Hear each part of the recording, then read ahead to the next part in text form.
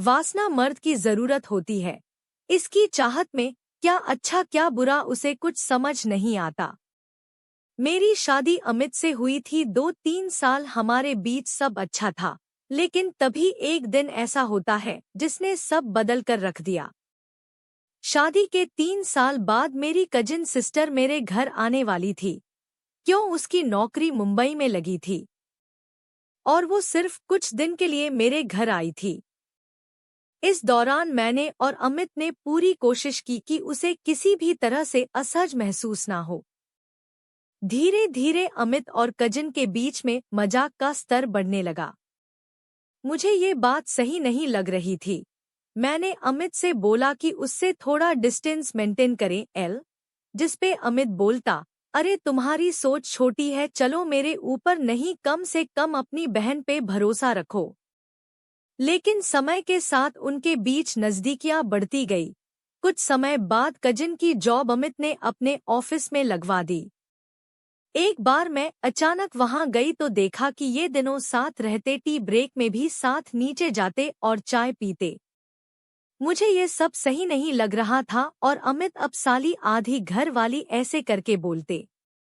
मैंने अमित से साफ साफ बोल दिया कि अब इसे यहाँ रहने नहीं दे सकती, तो अमित ने हर बार की तरह इस बार भी मुझे रोकने की कोशिश की, लेकिन मैं नहीं मानी और उसे जाके सीधा बोला दिया कि देखो मेरी पर्सनल लाइफ है और इतने छोटे फ्लैट में रहकर साथ समय बिताना आसान नहीं है। उसने बोला, अरे दीदी मैं कहाँ डिस्टर्ब करती हूँ, चलिए ठीक है मैं अपना कुछ जुगाड़ करती हूँ। उसकी जाने की बात पर अमित मुझे बोले, तुम्हें शक करने की बीमारी है। और मेरी बहन का तुरंत ऐसे मानना मुझे ये फील करा रहा था कहीं मैं सच में शक तो नहीं कर रही। 3 दिन बाद वो अपने घर शिफ्ट हुई।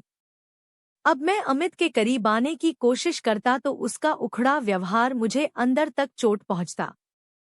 एक दिन मैंने बिना कुछ सोचे अपनी बहन के फ्लैट पर जाने का सोचा उसे फोन करके बता दूं, लेकिन फिर सोचा जाने दो सरप्राइज दूंगी। ऑफिस 6 बजे खत्म होता था तो मैंने 7 बजे निकलने के बारे में सोच मैं अचानक से उसके घर चली गई। बेल बजाया तो वो गेट खोली। मुझे देख के उसके चेहरे पर हवाइयां उड़ी हुई थी। उसने नाइटी पहनी थी, अंदर ब्रा भी नहीं पहना था और उसके निप्पल इरेक्ट थे जैसे जल्दी जल्दी में कपड़े पहन ली हो। तभी मेरी नजर अमित के बैग पर गई।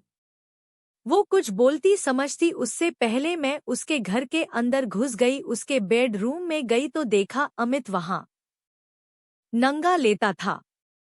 मुझे देख के उसने तुरंत बोला, अरे जैसा तुम समझ रही हो वैसा कुछ नहीं है। मैंने बिना कुछ बोले वहां से वापस घर आई और मेरे पीछे पीछे अमित और मेरी बहन आई। अमित ने मुझे समझाया कि गलती हो गई, माफ कर दो। पर मैंने बोला अब गलती हो ही गई है तो साथ रहो इसके। पर उसे पता था और मेरी सिस्टर को भी पता था कि शादी नहीं हो सकती है, पर दोनों आपस में ये सब कर रहे थे। उस दिन से पहले मैं अपने घर गई। मैंने किसी को इस बारे में नहीं बताया। कुछ दिन घर पर रहने पर माँ ने पूछा तो मैंने बस इतना बोला कि अमित से मेरी बनेगी नहीं। लेकिन 2-3 महीना घर पर रहने के बाद बेटी के प्रति माँ, बाप और भाई का रवैया बदल जाता है। मैंने धीरे से वहां से भी बोरिया बिस्तर बांधी और दिल्ली आ गई। कुछ समय कॉल सेंटर पे नौकरी की और अपना खर्चा खुद निकलना सीख गए।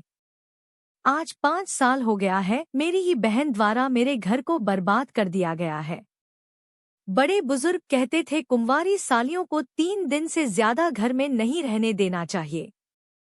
आज समझ में आ गया कि लोग ऐसा क्यों कहते थे। मेरा तो घर उजड़ गया। मैंने आवाज नहीं उठाई, इसका खामियाजा भुगतना पड़ रहा है। इसलिए जो भी इस कहानी को सुने हो उनको सजग हो जाना चाहिए, ताकि ऐसी गलती ना कोई कर दे। उससे पहले अपना ठोस कदम उठा लेना चाहिए, जिससे किसी लड़की की जिंदगी ना बिगड़े। इसी तरह की और भी कहानी सुनने के लिए आप अपने इस चैनल स्टोरी विद जेके को सब्सक्राइब करना ना भूलें। लाइक कमेंट भी जरूर करें। धन्यवाद।